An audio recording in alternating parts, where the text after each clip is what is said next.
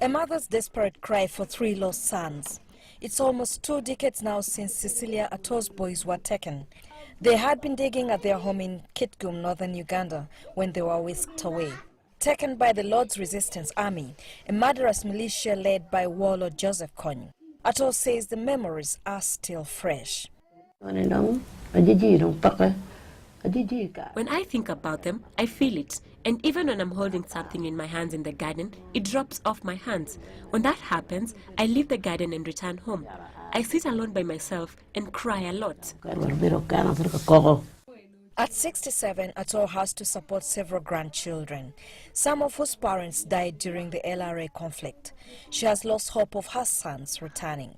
Thousands, mostly children and women, were abducted by the LRA. Many were killed, many forced to fight or to be sex slaves. The International Committee of the Red Cross estimates up to 10,000 people went missing.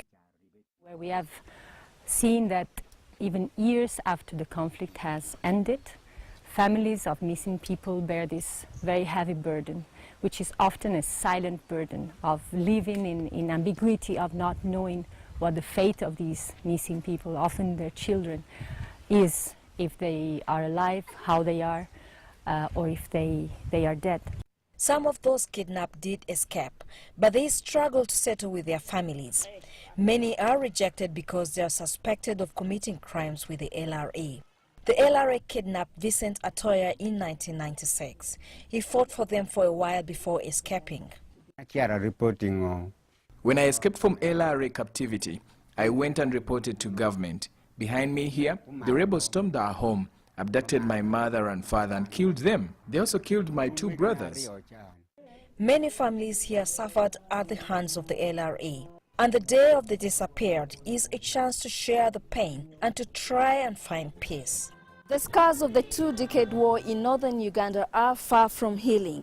Many people were maimed and some are still mentally affected.